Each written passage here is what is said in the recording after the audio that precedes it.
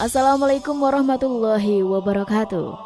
Alam barzah adalah alam kubur yang membatasi antara dunia dan akhirat. Barzah menjadi tempat persinggahan sementara jasad makhluk sampai dibangkitkannya pada hari kiamat. Penghuni barzah berada di tepi dunia atau masa lalu dan akhirat masa depan. Kisah perjalanan ruh kaum mukmin ahli surga Firdaus hingga menuju ke alam barzah. Siapapun yang yakin akan kematian dan peristiwa gaib lainnya tentu penasaran, ingin mengetahui bagaimana nasib dan perjalanan dirinya kelak. Namun, tak seorang pun yang boleh menyandarkan berita gaib kecuali kepada nas Al-Quran dan hadis yang sahih. Berikut ini adalah sebuah hadis sahih yang memuat penjelasan memadai tentang perjalanan seorang mukmin sejak berhadapan dengan kematian sampai ditempatkan di liang lahat dan mendapatkan berbagai nikmat kubur. Hadis ini diriwayatkan oleh Abu Daud, Ibnu Majah, dan Al-Nasai, Ahmad Al-Hakim, dan Al-Tayalisi. Dikomentari oleh Al-Hakim, hadis ini memenuhi kriteria Al-Bukhari dan Muslim. Pendapat ini pun diakui oleh Az-Zahabi. Lihat Dr. Sulaiman Al-Ashikar Al-Qisas Al-Ghaib fi Sahih Al-Hadis Al-Nabawi. Berikut adalah intisari kisahnya. Pada suatu hari, Rasulullah SAW pergi bersama para sahabatnya mengantarkan jenazah seorang sahabat Ansor.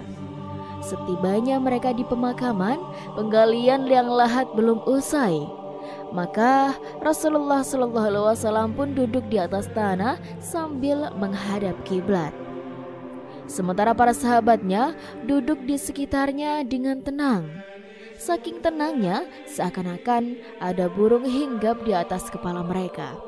Melalui hadis ini, perawi hadis menggambarkan bagaimana keadaan di sekitar Rasulullah SAW saat itu. Beliau mengambil sebuah kayu lalu mengorek-ngorek tanah.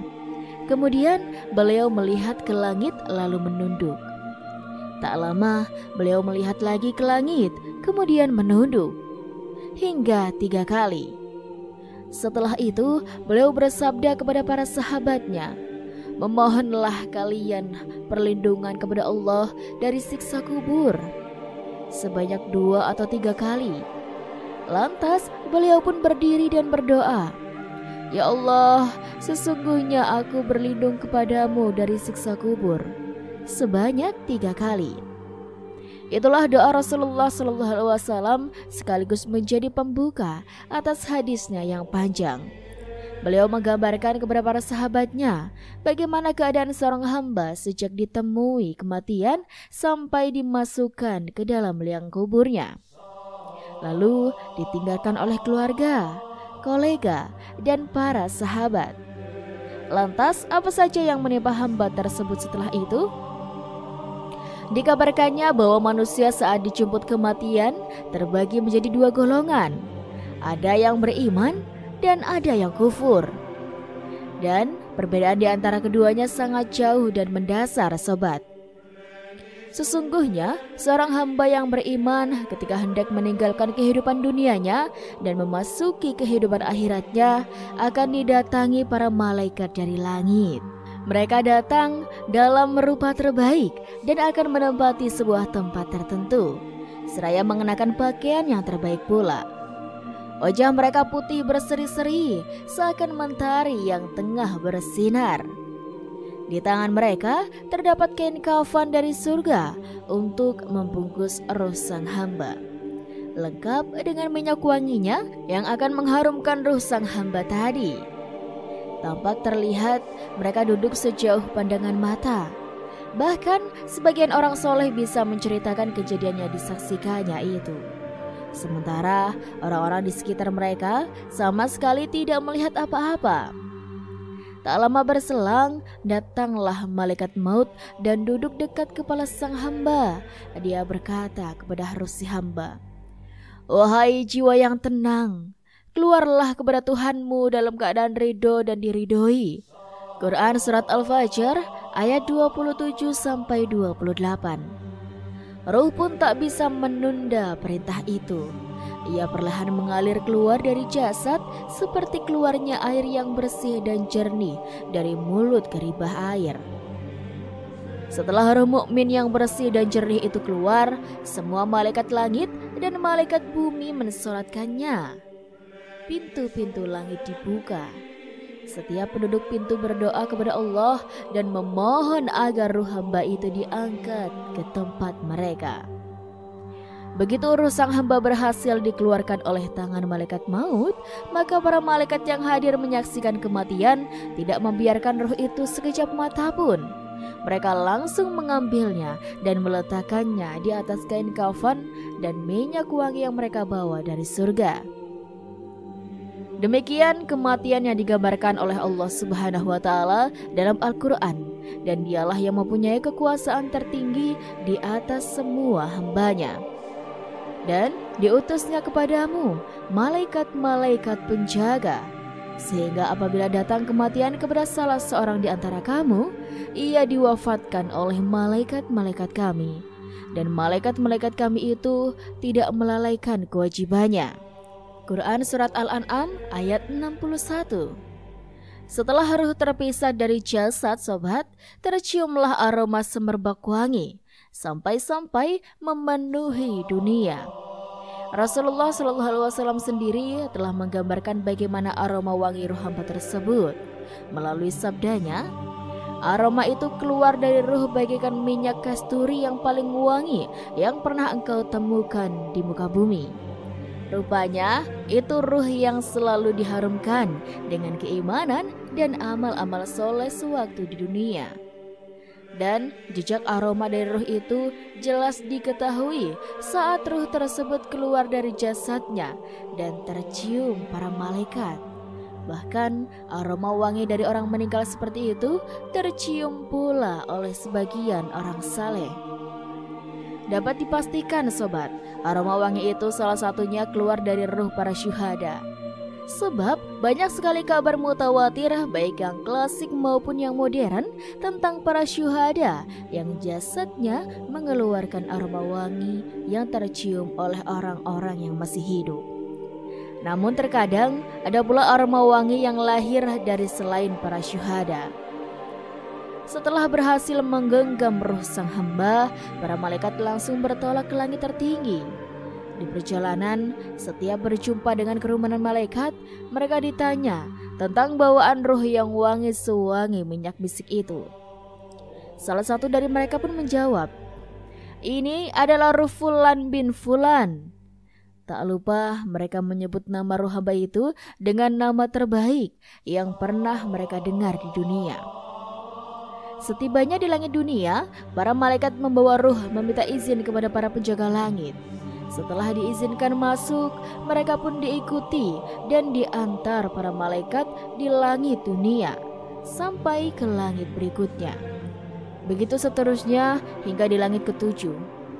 Setiba di langit ketujuh, Rabbul Izzati berfirman, "Tulislah oleh kalian nama hambaku ini di Iliyin." Sebagaimana firman-Nya dalam Al-Quran, "Tahukah kamu apakah Iliyin itu? Yaitu kitab yang tertulis yang disaksikan oleh malaikat-malaikat yang didekatkan kepada Allah Subhanahu wa Ta'ala." Quran Surat Mutaffifin ayat 19-21. Maka ditulislah nama hamba tersebut pada Iliyin. Lalu dikatakan kepada mereka, "Kembalikanlah dia ke bumi, sebab aku berjanji kepada mereka, darinya aku menciptakan mereka. Ke sana aku mengembalikan mereka, dan darinya aku mengeluarkan mereka lagi." Hal itu sebagaimana dilansir dalam Al-Quran, "Dari bumi, tanah, itulah kami menjadikan kalian dan kepadanya kami akan mengembalikan kalian, dan daripada kami akan mengeluarkan kalian pada kali yang lain." Quran Surat Thaha ayat 55. Setelah melewati perjalanan langit dan namanya dicatat dalam Iliyin, ruh itu dikembalikan ke bumi dan dimasukkan lagi ke jasadnya, sehingga dia bisa mendengar kembali suara sandal kawan-kawannya yang berpaling meninggalkan kuburnya dan bertolak ke rumah masing-masing. Setelah roh itu dikembalikan ke dalam jasad yang ada di dalam kubur, maka hanya Allah yang Maha mengetahui cara mengembalikannya. Sebab keadaan alam kubur atau alam barzah tidak seperti keadaan di dunia.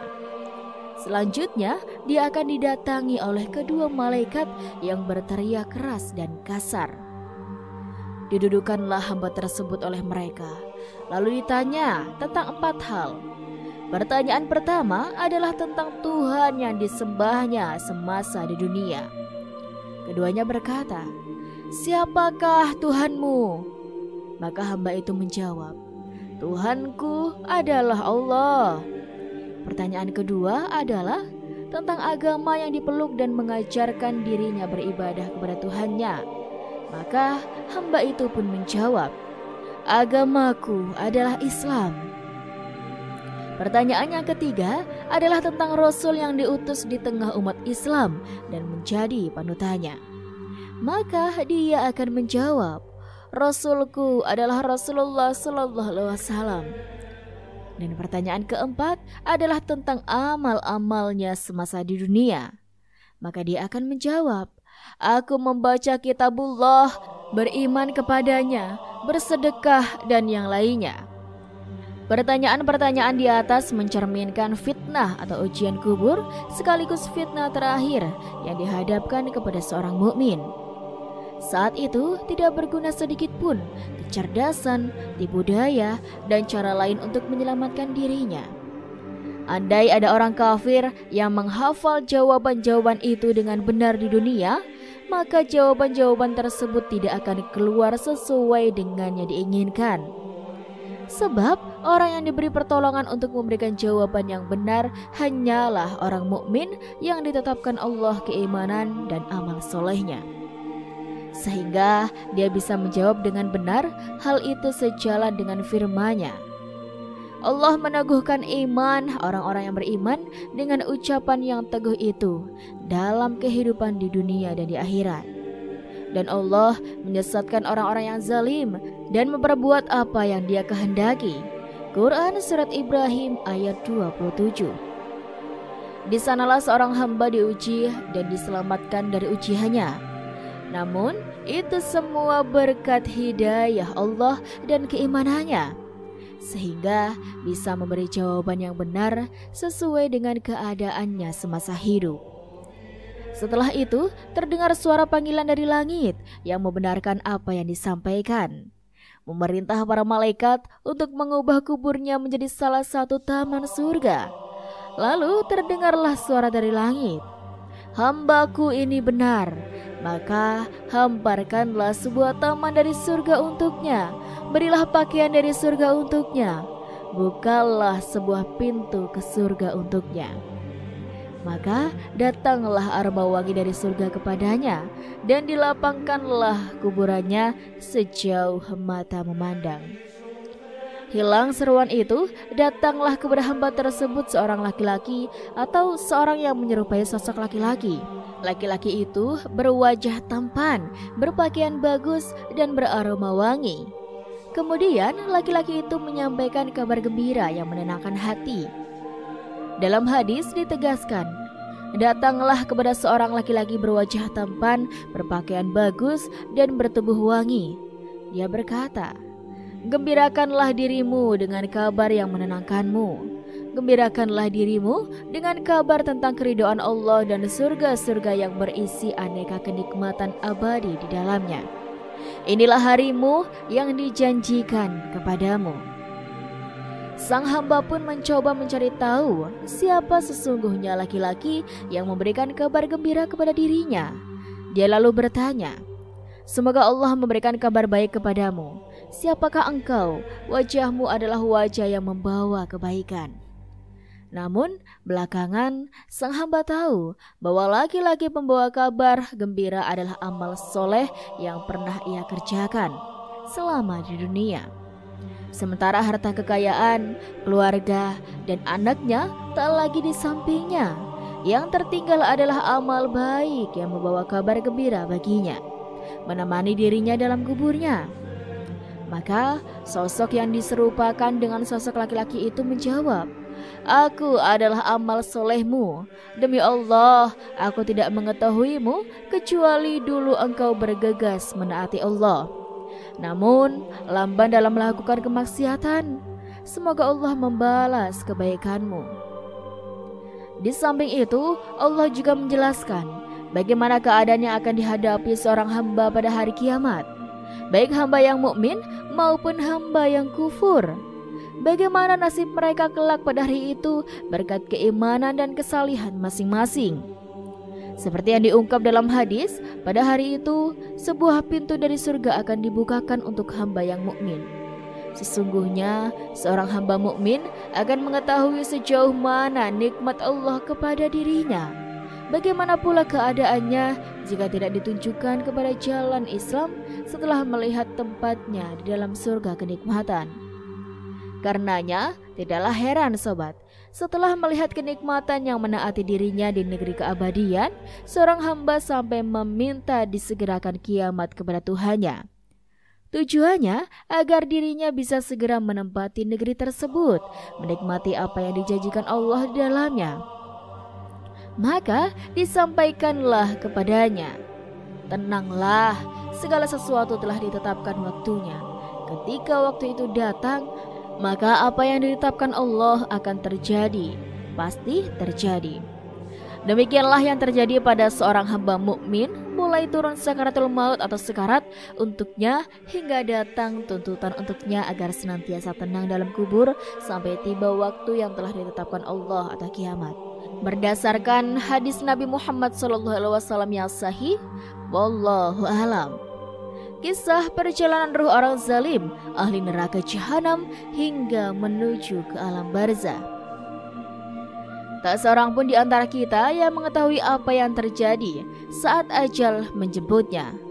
Sebab kematian merupakan peristiwa gaib yang hanya diketahui oleh Allah kecuali yang dibocorkan melalui ayat-ayatnya, hadis qudsi atau hadis-hadis sahih Rasulullah SAW. Salah satunya hadis sahih yang bercerita tentang kematian seorang penzalim di bawah ini. Ia diriwayatkan oleh Abu Daud, Ibnu Majah, dan Al-Nasai, Ahmad Al-Hakim, dan Al-Tayalisi. Dikomentari oleh Al-Hakim, hadis ini memenuhi kriteria Al-Bukhari dan Muslim. Pendapat ini pun diakui oleh Az-Zahabi. Lihat Dr. Sulaiman Al-Ashikar, Al-Qisas, Al-Ghaib fi Sahih, Al-Hadis Al-Nabawi. Di dalamnya dikisahkan bahwa suatu hari Rasulullah SAW pergi bersama para sahabat mengantarkan jenazah seorang sahabat Ansor. Setibanya mereka di pemakaman, penggalian liang lahat belum usai.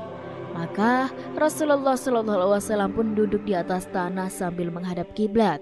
Sementara para sahabat duduk di sekitarnya dengan tenang.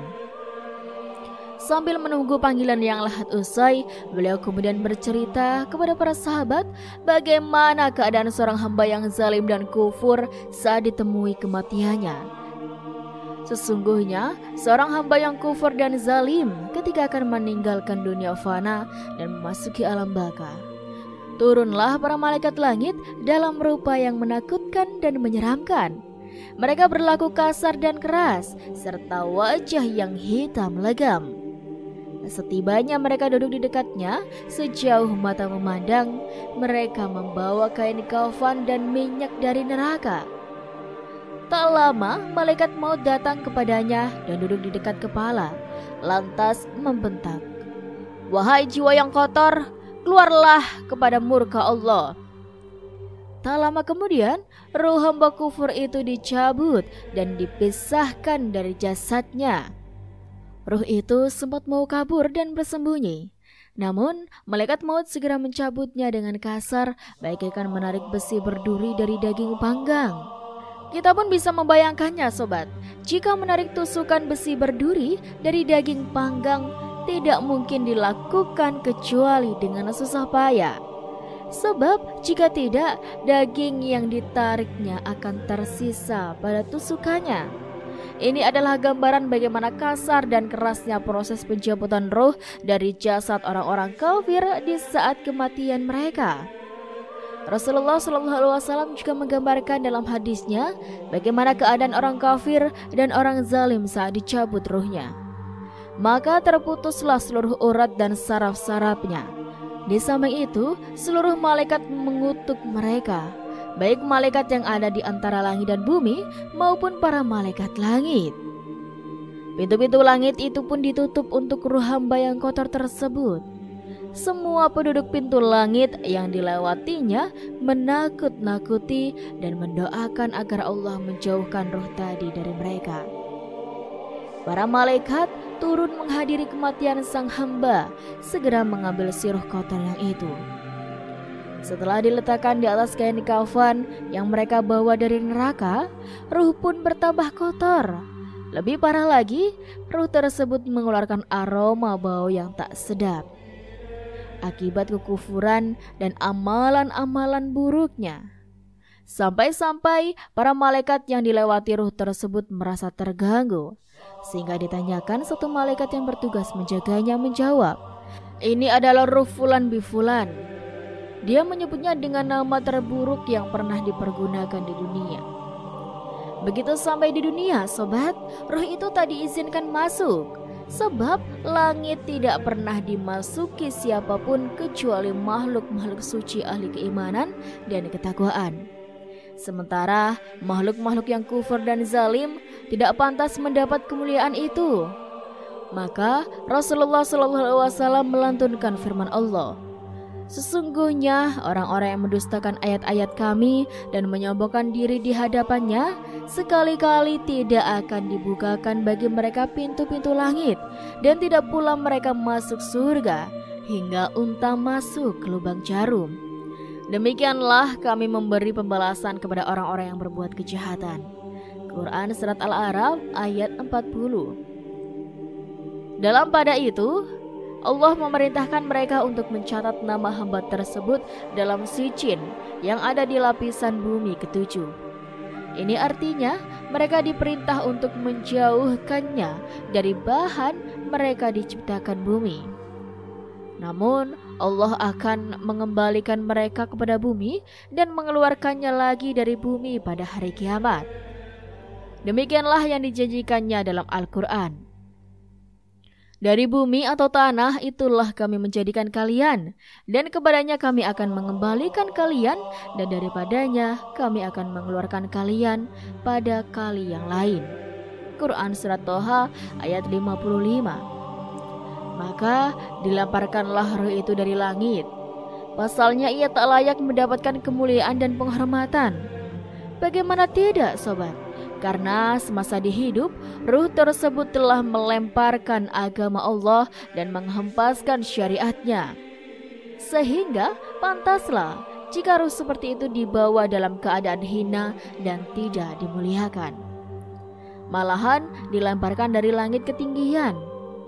Ini pula yang ditunjukkan Allah dalam firman-Nya, "Barang siapa yang menyekutukan sesuatu dengan Allah, maka adalah ia seolah-olah jatuh dari langit lalu disambar oleh burung atau diterbangkan angin ke tempat yang jauh." Quran Surat Al-Hajj ayat 31. Ruh pun dikembalikan kepada jasadnya, sehingga ia bisa mendengar jelas suara sandal-sandal orang yang semula menjadi sahabatnya. Mereka pulang ke rumah dan pergi meninggalkan dirinya, menyendiri menghadapi nasib yang memprihatinkan. Tidak ada seorang pun yang mampu menolong dirinya dari bahaya. Tidak ada satu pun yang mampu membebaskan dirinya dari prahara yang mengelilinginya. Tidak ada perbedaan dalam hal ini antara para raja dengan rakyat jelata. Para penguasa telah meninggalkan kekuasaan mereka, kekayaan telah menelantarkan mereka, begitupun keluarga, kawan, dan sahabat. Semuanya telah meninggalkan mereka menghadapi nasib tragis seorang diri. Tak lama kemudian, sobat, malaikat Munkar dan Nakir datang dan menguji mereka dengan sejumlah pertanyaan. Pertanyaannya adalah, siapa Tuhan yang mereka sembah? Apa agama yang mereka anut? Siapa Rasul yang mereka teladani? Namun mereka bungkam tak mau menjawab. Jawaban mereka adalah hanya, "Hah? Apa? Hah? Tidak tahu. tidak kenal, dan seterusnya. Dalam pada itu terdengar suara panggilan dari langit. Hambaku itu bohong, maka hamparkanlah sebuah taman dari neraka untuknya. Bukalah sebuah pintu neraka untuknya. Datangkanlah panas dan aroma neraka untuknya. Saat itu pula kuburan disempitkan untuknya sampai tulang-tulang rusuknya menyatu. Kemudian diserupakanlah amal buruk hamba itu dalam wujud seorang laki-laki yang berwajah buruk, berpakaian jelek, dan beraroma tak sedap. Laki-laki buruk rupa itu pun menyampaikan, "Ini adalah harimu di mana engkau dijanjikan." Maksudnya hari yang telah dijanjikan Allah kepada orang-orang kufur dan zalim dalam kitabnya melalui lisan Rasulullah SAW. Begitu sang hamba menanyakan identitas laki-laki yang membawa kabar buruk untuk dirinya, dia menjawab, "Aku adalah amal burukmu. Demi Allah, aku tidak tahu engkau kecuali lamban menaati Allah dan cepat bermaksiat kepadanya. Semoga Allah membalas keburukanmu." Maka Allah pun menyiapkan para petugas yang akan menyiksa di kuburnya. Petugas itu tunanetra, tunarungu, dan tunawicara. Di tangannya terdapat gagang besi yang apabila dipukulkan pada gunung, ia akan hancur lebur menjadi tanah. Dengan besi itulah sang hamba yang kufur itu dipukuli sampai hancur menjadi tanah. Setelah hancur, Allah mengembalikannya lagi seperti semula untuk dipukuli. Begitu seterusnya, setiap kali dipukul, teriakannya terdengar oleh segala sesuatu kecuali jin dan manusia. Selanjutnya, dia melihat kediamannya di surga. Seandainya dirinya dulu beriman, serta kediamannya di neraka yang akan ditempatinya akibat kekufuran dan kesesatannya. Begitu melihat azab yang telah menantinya, dia lalu berdoa kepada Tuhannya agar tidak didirikan dulu kiamat. Azab itu pula yang telah membuat dirinya disiksa di alam kubur. Padahal siksa yang diberikan pada dirinya di alam kubur lebih ringan daripada siksa yang telah menantinya kelak di neraka. Bagaimana tidak, baginya kuburan menjadi salah satu taman neraka. Nauzubillah, mari kita berlindung kepada Allah agar selamat dari siksa neraka sebagaimana yang dicontohkan Rasulullah SAW.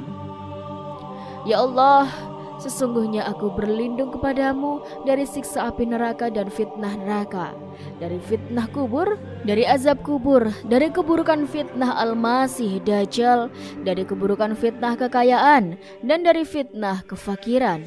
Hadis riwayat Ahmad. Walhasil, jika perjalanan orang-orang baik dan orang-orang zalim di dunia saja berbeda, maka apalagi tempat kepulangan masing-masing mereka di akhirat. Setiap dari mereka akan menempuh jalan masing-masing, sebagaimana yang telah diceritakan oleh Rasulullah SAW dari mulai menghadapi kematian sampai orang-orang mukmin mengambil bagiannya di surga dan orang-orang kafir mengambil bagiannya di neraka.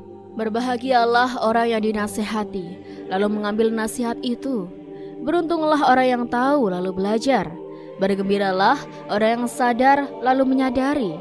Dia tidak larut dalam kezaliman, tidak lalai kepada akhiratnya, tidak lupa terhadap dirinya sampai datang keyakinan atau kematian padanya. Semoga saja kita mendapat pelajaran dari kisah ini. Wallahu alam. Dan itulah sobat sedikit kisah kali ini. Kurang lebihnya Rizky mohon maaf. Dan sampai jumpa lagi di kisah-kisah selanjutnya ya sobat. Sekian dari Rizky. Wassalamualaikum warahmatullahi wabarakatuh.